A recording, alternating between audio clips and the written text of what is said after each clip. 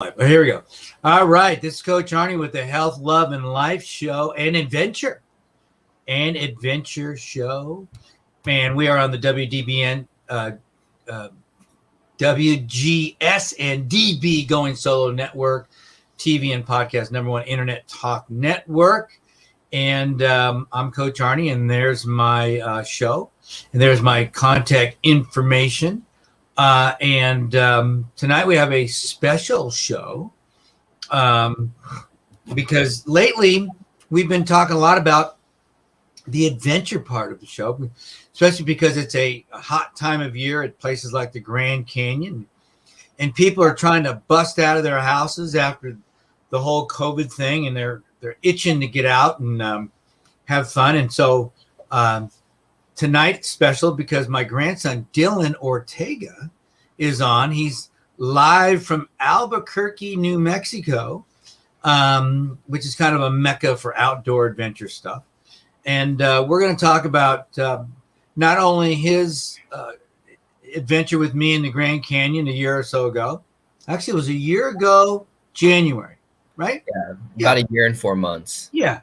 And so we'll talk about that and other things that he's doing. He's done ultra races. He's a varsity cross-country athlete in Albuquerque. Well, that's another story for another day, but we'll talk about that as well. And he's also getting into fitness and strength training and nutrition and all kind of things for a young guy. And we'll talk about things like that too. So welcome, Dylan. How are you doing, bud? I'm doing good. I'm glad to be on here. Yeah. I was talking earlier to Dylan, and I said, when did you work out? I mean, what did you do today? He said he'd worked out earlier. And I go, well, what about school? He goes, well, you want to share with the group, Dylan, or the audience, what about school? I mean, it's kind of a joke, but, That's the word he used. It is what it is, I mean, they do the in-person thing now, so you can choose whether or not you want to go to school. But if you go to school, it's the same thing. You have your computer in front of you and you're doing the same thing. So, and all the assignments are like on this thing called Google Classroom. So it's not like you even have to go to actual class. So like you can just do the assignments on your own and like you're fine. So let me ask you another question. We'll stay in there. We'll stay in this space for a little bit, and then we'll go to more positive stuff. So this is your junior year in high school, correct? Yeah. And you made the varsity cross country team, right? Yeah. Well, kind of. Well, because what happened was originally I was on the varsity team. This was at the beginning of the year. Right. And then they canceled the season. So then I was like, okay, whatever. Yeah. And then they started it back up again. They told us that we were gonna run again. So I started training hard, getting ready for the season. Yeah. And right when I got ready again, they canceled it a second time. So at that point, I just ended up stopping running for the rest of the year. But I'm planning on going back for my senior year. But I think that was the time that you reached out to me and you wanted to start to put on a little more muscle, right? Yeah. Just because we never talked about this. So was that the thing that drove you to say, wait a minute, I'm done being a puppet here. I'm going to take a little control, and I'm going to go to the weight room and start getting a little stronger. Yeah. I think for me, that's like, okay. Because like it's really unmotivating, like working really hard for something and then it just being like taken away from you. But like if I'm going and doing stuff on my own, then like it's like self-regulated, so I can kind of. Yeah.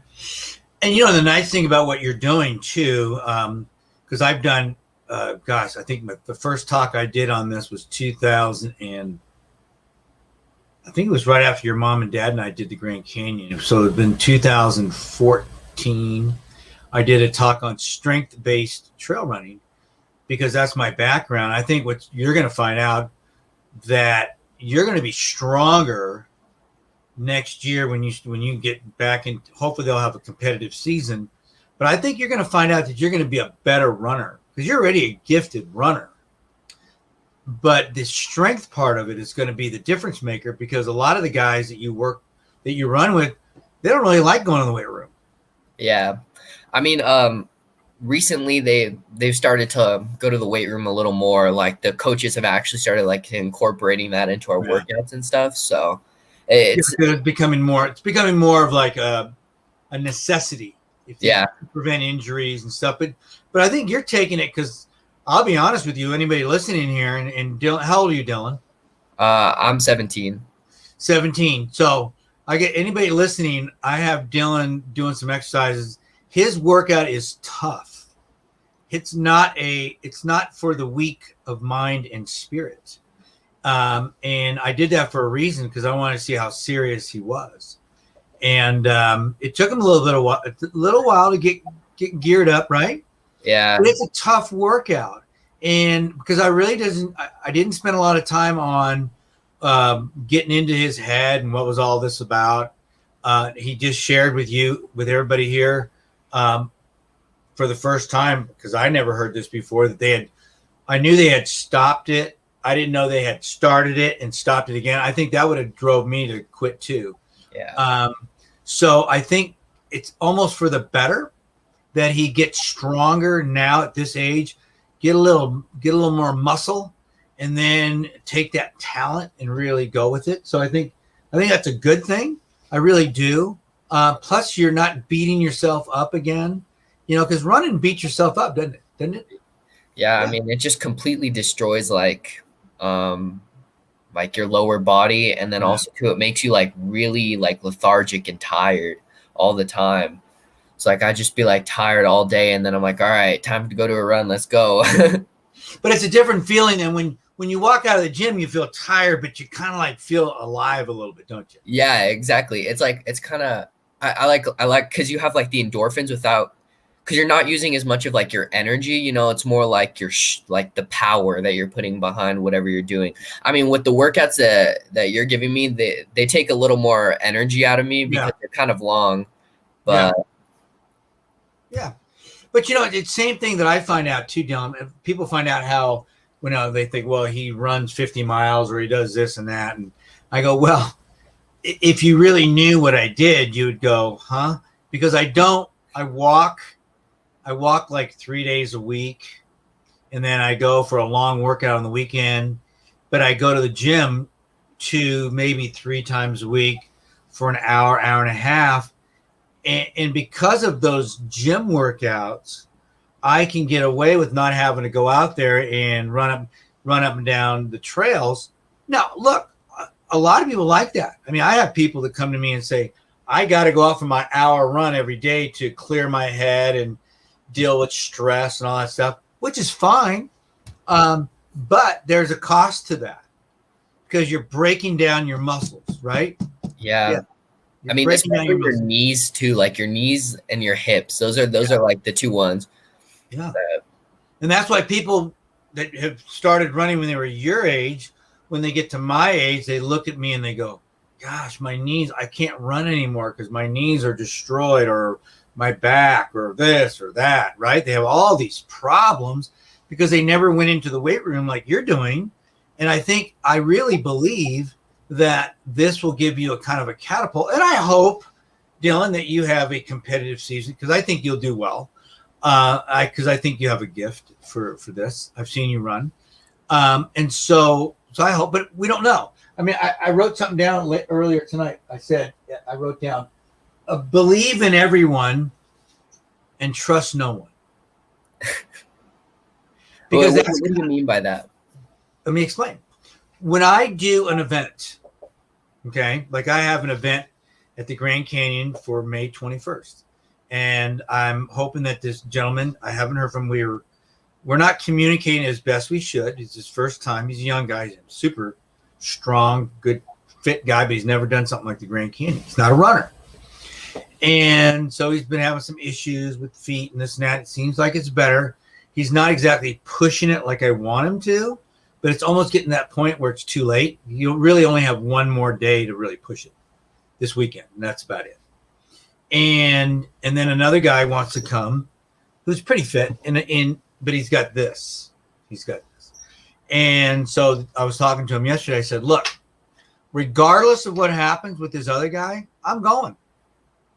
So I'm already planned in my head, Dylan, no matter what happens, I will be in the Grand Canyon on May 21st.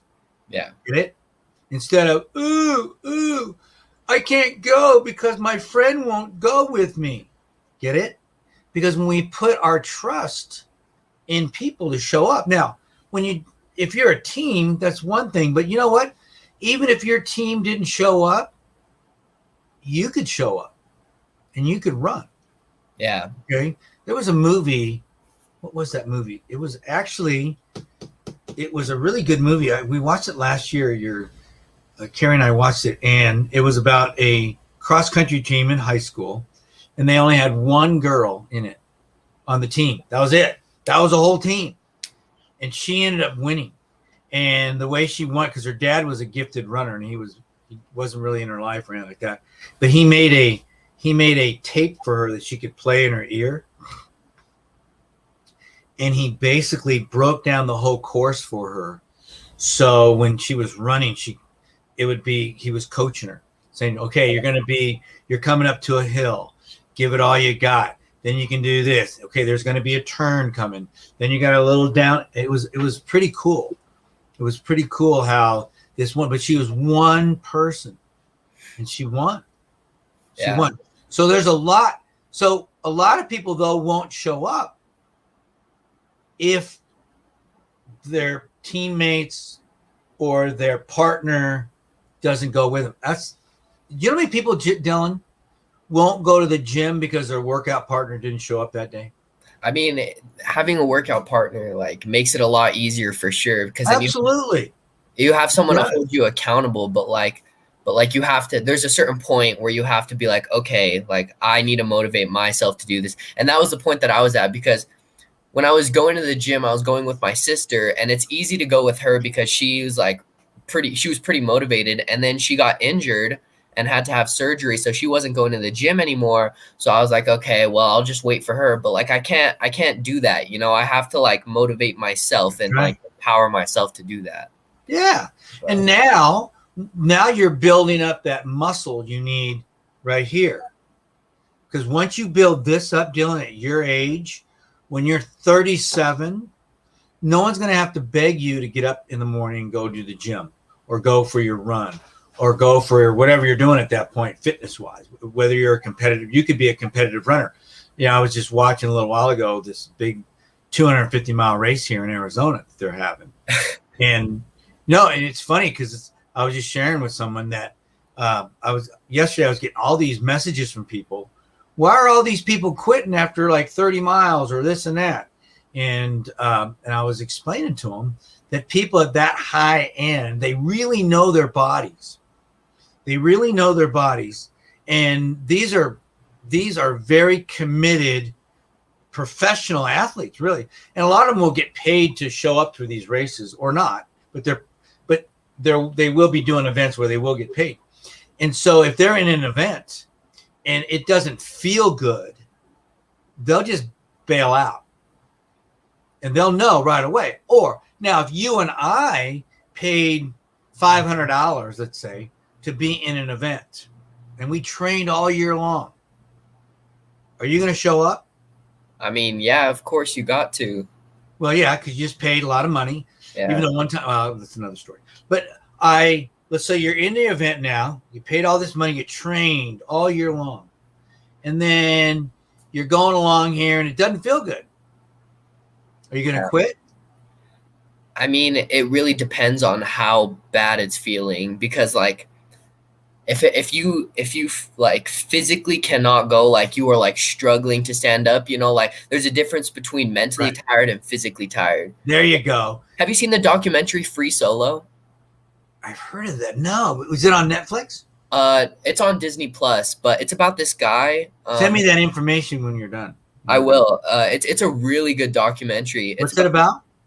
This guy who he's the first guy, like a ton of people have like died trying to free solo, which is like free rock climb this like big rock in Yosemite. And it's El Capitan. Yeah, that's the one. He did it. I know. I've heard this story. They made a documentary out of it. Yeah, and the documentary is really good, and I really like the guy too because he's like, but what I was gonna circle it back to is that he the first time he went to go do it, he wasn't feeling it halfway through, so he just stopped and went back down because he knew that like I mean that up there that's like really life or death because he's not attached to anything and he's scaling this like massive rock, you know, like nobody's ever done it. People have died trying to attempt it before, and I don't know. So I just thought I'd circle that back around. No, but that's the mindset. He knew he would be back. He knew he didn't have it that day. Now, if it was life or death for him to do it that day, he would have kept going. Oh, yeah. So if it's me and you out on that race, unless you're physically hurt, we're going. Yeah. We're not going to quit. We're going. And that's just the mindset. But you're developing that mindset now. Problem is, Dylan, a lot of people your age develop the mindset of, oh, it's a little hard, I'm going to quit. Because there's 4 stages that we go through. There's the physical stage. When you're physically exhausted. We've all been there. You're physically exhausted. That's where probably 95% of the people will quit, Dylan. Yeah. Then you go to the mental stage, stage 2. And that's where you're telling yourself, this is stupid. Why are you doing this? This makes no sense at all. This is dumb. You know, this is the dumbest thing I've ever done. Why did I commit to doing this? I just need to quit. This is ridiculous. That's the mental part. Okay. So if you can make it through that, then you get to the 3rd stage, which is emotional, because that's where you start crying. Oh yeah. No, you're emotionally just drained and you're crying. You're letting yourself down. You're letting your friends down. You're letting your community. You're letting everybody down. You're a fraud. You're a phony. You're gutless. You're all these horrible things, right? But if you can make it through that, right at the edge of the emotional stage, you have this amazing turnaround, this second wind. And I know you felt the second wind, haven't you? Oh, yeah. Yeah. But you got to get there first. Most people, Dylan, never get to a second wind because they quit. You know, when you're running like a competitive 5K, you can really, I can really like imagine myself going through each one of those stages. You know, at first, the first like 100 meters when I'm like, man, I'm already kind of out of breath, but then you just keep pushing. And then like once you get to that mile 2, that's when like the mental really kicks in and you're like, oh man, like this is like pretty hard. And then like toward the end, when you're in like no man's land, there's nobody really cheering you on yet, but you're close to the end. That's when you just want to like stop and cry. You're like, oh my God, this is horrible. But then once you run through that finish line, you're like, oh, like that was that bad. You got it. That's it. And then once you start to understand that and go through it, now you have evidence that what you're doing is okay. It's okay to feel bad. It's okay to be tired. It's okay to feel, so stop beating yourself up. Just keep going. Just keep pressing forward. Now, obviously, if you're hurt, that's different. But then there are stories of guys like, have you seen David Goggins? Mm-mm. Oh, I've heard of him. He's the SEAL guy. He's the Navy SEAL guy. He's crazy. Yeah, I've seen his motivational videos. My dad sends them to me on no, he's done stuff with a broken leg. He's done crazy stuff. Wasn't he like overweight and then he lost? Oh yeah, he had to lose 106 pounds in 3 months to qualify for the SEALs. Yeah, he just one day decided like I want to be a Navy SEAL and then like committed and did it. Yeah, they told him. I like his videos though because he's so raw. You know, like he's just totally like. Yeah, they told him, the recruiter said, "Hey, fine, you can if you get down to the weight to get in here, we'll give you a chance." He had to lose 106 pounds. Yeah. Yeah, but he did it, and he went through some horrific things with his body, but he was committed to doing it. And now, granted, even though he pushed through some injuries, most people, you're not going to tell them, look, Dylan, if you're in a race and you have a broken leg, I'm not going to tell you to keep going, but you could. I mean, a friend of mine recently, he's a really neat guy. He had a trip planned to Mount Rainier. He was going to go to the Grand Canyon this month. and he's a cowboy, so he was doing something with a horse a couple weeks ago, and the horse fell and broke his leg. Okay, and he was moving around on it, and then I was talking to him. I go, well, chances are, if you broke your leg, then you broke your fibula, which is a small bone in the leg. I'm not saying it doesn't feel good, but if you broke your tibia, then you really can't walk. Yeah. Now, he went through it. He was going out. He was traveling, doing stuff for a week. Fine. It was still hurting him. So he finally went to the doctor and go, oh, you got a broken leg. Now, since then, he's been on one of those little scooter things and this and that. And he's doing things. It's healing. And he had to cancel all his trips and whatever. But after I found that out, I was talking to a good friend of his and said, do you remember the 1979 Super Bowl with the LA Rams? You won't, because you weren't even a thought. 79 with the Rams and the Steelers. Well, there was a great Hall of Fame football player, Jack Youngblood, he was a defensive end. He played in that game with the same broken bone that this guy has. Because you can. I mean, so you can still like walk, but you just don't. You just tape it up and go. Kind of what David Goggins did when he was doing his first 100-miler. He took duct tape and taped up his legs so he could finish. But just but like if he had broken his tibia, but if he had broken his tibia, he couldn't do that. Yeah. So he realized, he managed it. Just like the last time I went to the canyon, which was at the end of March, I strained my hamstring. It wasn't as far as it was like, I want to say 6 miles from Phantom Ranch. And I strained my hamstring. It was like 1 o'clock in the morning.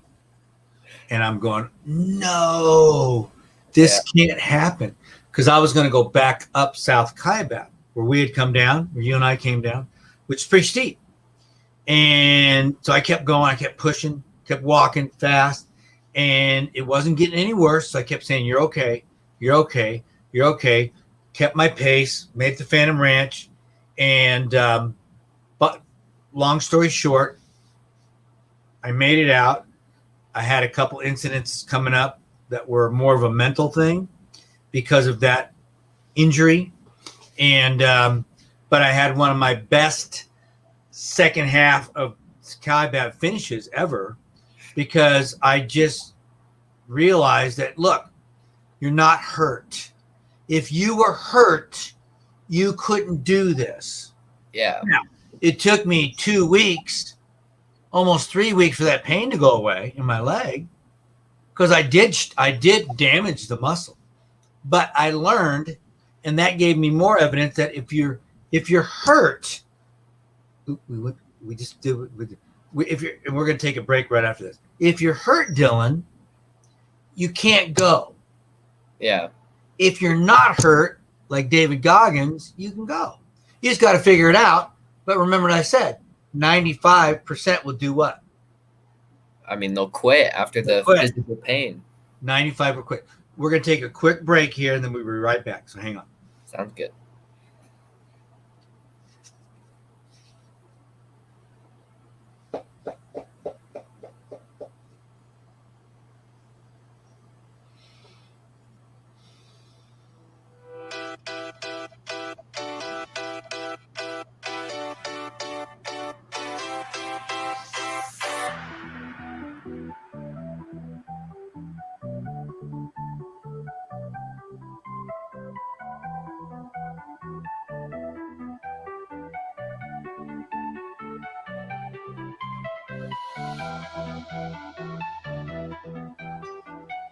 We don't typically do an entire segment.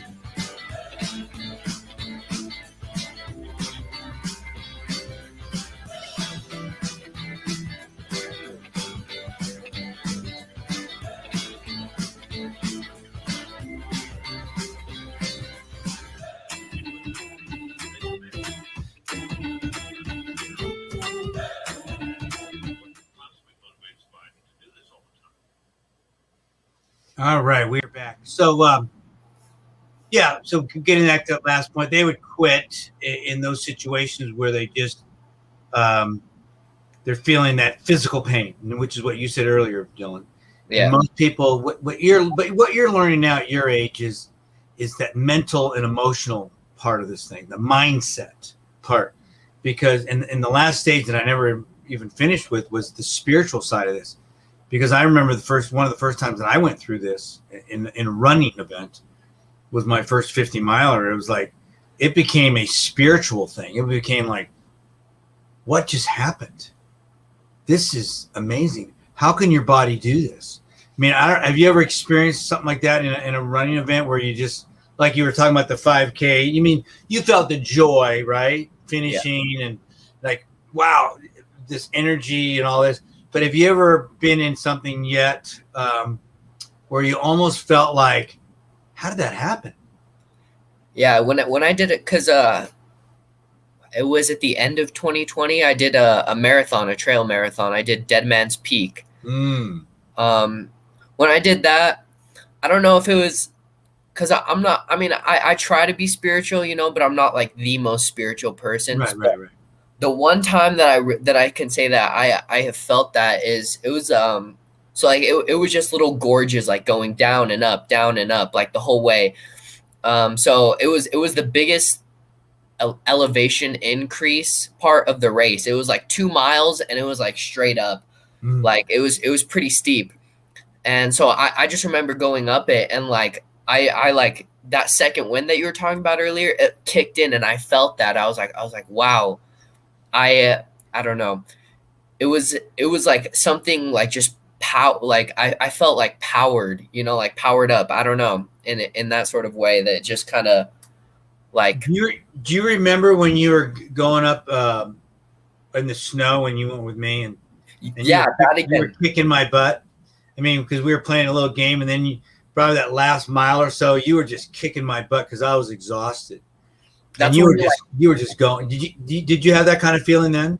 Yeah, it's like when you, I don't know. For me, it's not as it's more like transcending, like almost, because it's more like just like your mind is like what's keeping you going. You transcend the physical pain, like you're above it almost. Because you're just.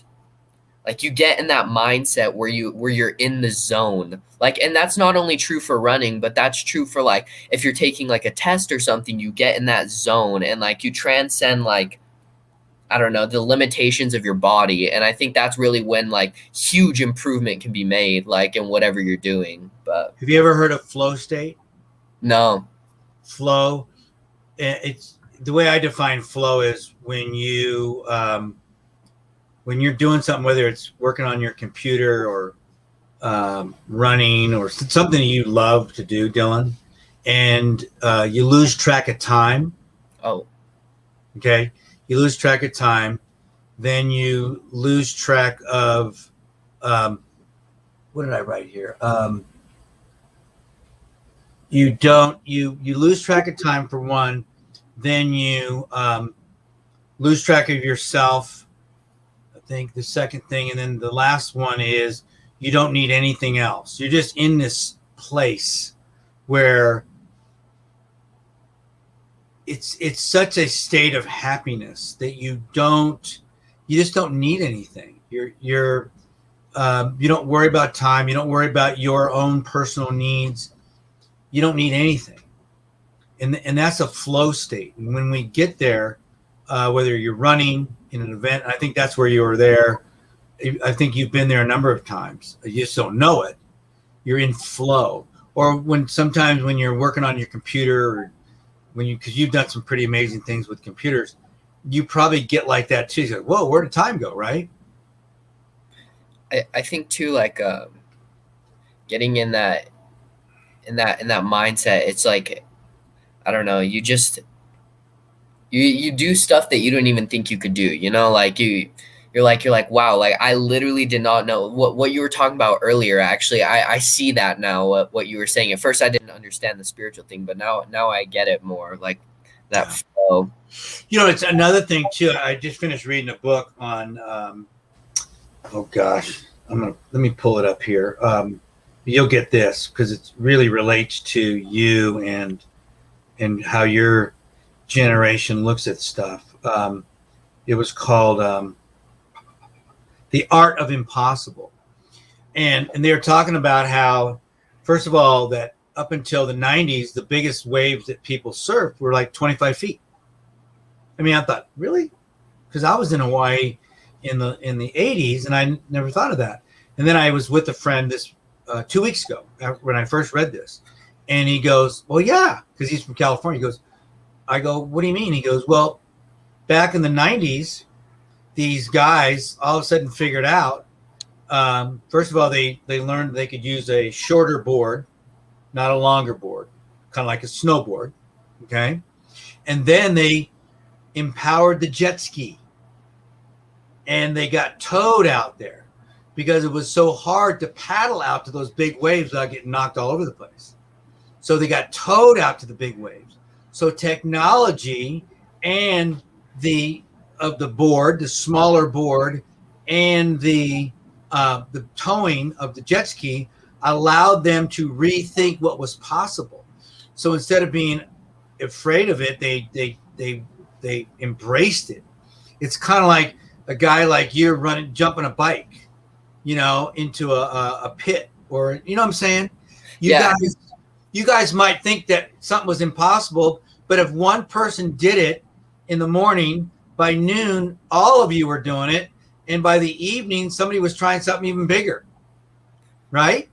Yeah, I think that's like, Kipchoge, the one that, he's, I think technological, like innovation and creativity, like that really promotes like reaching new heights. And I think now that, because they didn't think it was physically possible to get under whatever. Yeah, 2 hours to get under that threshold. There's like studies done that it wasn't physically possible, yet somehow it was physically possible, right? But I don't know. It's pretty interesting. No, it's just the mind. Just like 70 years ago, they thought it was impossible physiologically to break the 4-minute mile. Okay? Oh yeah, I can't remember the guy that did it. I should know this, but. So because they said your heart would blow up and all these crazy things would happen to your body. And then one guy did it. And then within the next 3 or 4 months, like 20 people did it. Okay? Because now the brain could conceive what was possible. The body can do just about anything. And that's what's been so amazing with these the X Games, that you guys do with skateboards and bikes and motorcycles, because before people were kind of limited by what they could think, what they could do in their backyards, right? And then all of a sudden people were building bigger ramps, and they were using foam pits, and they were doing all these other things. And pretty soon someone saw somebody do a triple backflip with a freaking motorcycle like you were riding the other day on your picture, right? Yeah. And then someone said, well, wait, if he can do that, then I can do it. Yeah. Am I right? It's like the surfer. If the surfer goes, wait a minute, he just rode a 50-footer. I can do that then. Get me one of those jet skis and get me out there. And I want one of those boards too. And I can do that. So you start to rethink possible. Yeah. I went to church with my mom the other day, and our pastor told us this story about this guy who he stayed late working or whatever, and they were like construction workers working on a freezer unit. So he got locked in the freezer unit, and like he froze to death basically. And the last thing he wrote was "so cold." And guess what? The freezer unit wasn't even on. Yeah. So he willed himself into death. That's how like powerful like the mind is, like that you could like you have the ability to, because like if you're losing your will to do whatever, then you won't do that thing that it is, whatever you're trying to accomplish. But that reminds me of the two frogs in the bowl, in the big bucket of cream, like cream, like a thick, like you would put in your coffee. and they're just trying to get out, and it's slippery. They jumping up and grabbing the bucket and slip off, and they just keep going. And finally, the one frog tells the other frog, "I can't keep doing this. I'm exhausted." And he goes, "I can't do it." And so finally, the one frog just says, "I'm done. I got to quit." And he just goes underneath, and that was it. He didn't see him. And the other frog's going, "I'm keeping going." And he keeps going. He keeps going. He goes, "I can't stop. I can't stop." And you know what happened? What? So that cream. What happened? Turned into butter. And he hopped out. He was churning He was churning the cream into butter, and then he just hopped right out. Because we don't know what's going to happen. It's like in the SEALs, Dylan, they carry a bell around on a truck or wherever they're at.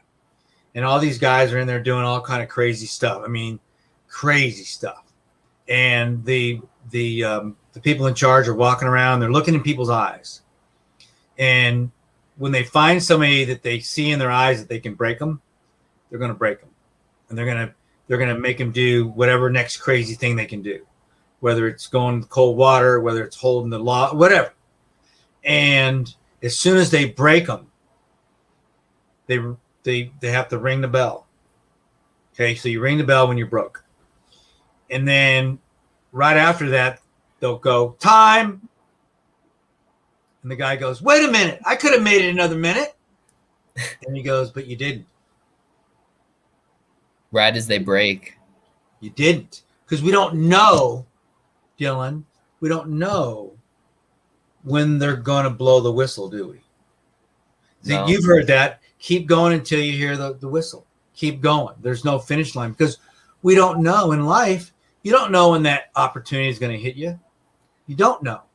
But how many people that you're with say, "This is too hard. I'm going to quit." And then if you're staying there just a little longer, you might make that applies to literally like everything too. Like, everything. Have you seen like the whole Dogecoin stuff going on? Like all that stuff's blowing up. Oh, it's like a cryptocurrency basically, and it's skyrocketing. So it's gone up like 1,000% in the last like 2 weeks.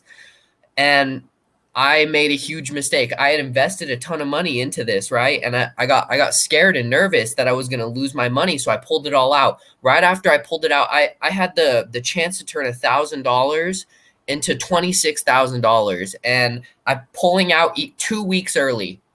If I had left it in there for 2 weeks, I would have made that money, you know. But it's like fear is like fear is the killer of opportunity, you know. It really is. It is. I mean, one of the greatest stories of fear of all is it reminded me today because a friend of mine, it's weird. He reached out to me today for something. He wrote a book. He basically revisited the book that was called 3 Feet from Gold, which was written about the largest gold strike in Colorado history back in the 1800s. And a guy was there, and he had got all the equipment. He had his stake in his mind. He's in there digging, picking away weeks and weeks, and he's not getting anything, and he's going broke. Finally, one day he said, "Enough." So he took all of his equipment. He sold it for like $1,000 to somebody. $1,000, a lot of money. He had $1,000. Literally the next day, the guy that bought it struck the largest gold strike in Colorado history. 3 feet. 3 feet. 3 feet. Because we don't know. We don't know. Now, there's times where sometimes it's okay, but we don't, have you done all that you can to get all that you can? That's the only question. The only person that can answer that is you. Or when you have a mentor, for someone like you, it's about having a mentor and a coach that can tell you, "Hey, look, Dylan, I've been here before, buddy. Just hang in." And you're thinking, "This is stupid." And they say, "No, just hang in." And then you start to gather evidence, just like you did with your financial investment. You learned a lesson. Better to learn the lesson at 17 than at my age, because now you know patience, because the biggest thing that hurts your generation, and really any generation, patience, right? I think too that's like a huge problem with our generation now, is because we're so used to the instant like dopamine and gratification of things. You know, the next like on Instagram, the next view on your video, whatever it is. Like we're always looking for that sense of gratification, and it pushes us away from like realizing that it takes time to do things. You know, like you're not going to instantly become a millionaire. You're not going to instantly become whatever. And like, so like people give up really quickly. You know, I think that's another thing. It's part of the mental and physical stages that we were talking about. You know, like it's part of that. I don't know, because like no, it is. Go ahead. I was going to say, even just like in the workplace, you know, like the last job that I had, oh my gosh, like people were just no showing, quitting left and right. I mean, everywhere is hiring now because there's nobody that wants to work, you know, nobody that wants to put in the effort and the patience to achieve whatever it is you're working toward. But no, you're exactly right. And, you know, I always like to tell people your age, you know, or even older, what are you going to do with the next 90 years of your life? 90 years. No, I'm serious. Someone like you with science, the way it's happening right now, you're going to live, if you take care of yourself, at least 90 more years, Dylan. Think about that. I mean, that's a long time. Yeah. So it kind of reminds you to be a little patient with yourself, be a little more nurturing of yourself, take care of yourself. Be patient with other people, and be a little more loving, and you'll be surprised what will happen in your life, because it's not all going to happen tomorrow. It's not. Yeah. And that's the greatest lesson, especially for this generation. I think that's one reason you guys are, you know, there's a lot of anxiety out there, but you guys are very anxious. Yeah. You know what I'm saying? And, if anything you can do, you can kind of calm some of your friends down and say, chill out, man. It's okay. It's okay if you're not a millionaire before 30. You know? Right? Yeah. I think that's kind of what I'm going through a little bit right now, that sort of struggle, because a lot of the people that are important and I'm close to in my life are graduating this year. And it sounds kind of stupid, you know, but like, it's a struggle for me that I'm going through, you know? So it's important to me, but like, well, my friends are graduating, and especially the girl that I'm with right now, she's like graduating this year. So I almost have like this placebo graduation. I'm like, oh, like I'm ready to like start my life, all this, you know, but I still got a whole nother year to like figure all this stuff out. And like, but it makes, I don't know, I need to like figure out how to accept that almost in a way. Well, you can, or I'll get myself in trouble now with everybody, because I'm, as a former school teacher and coach, and I'll give you here's a solution. Play around with this. Go get your GED and get on with your life. I almost did that too, but I mean, I just don't really know what I'm gonna do. Right, and that's okay. Which means that now you get to make the choice. Instead of putting them in charge, Dylan Ortega's in charge, which means if you want to get your GED, you can, because I know you can. And you can get on with your life and do things, and whether it's college or traveling or whatever you want to do, you could do it. A lot of people aren't in that situation. So you're giving yourself options because you're smart and and you've got some goals.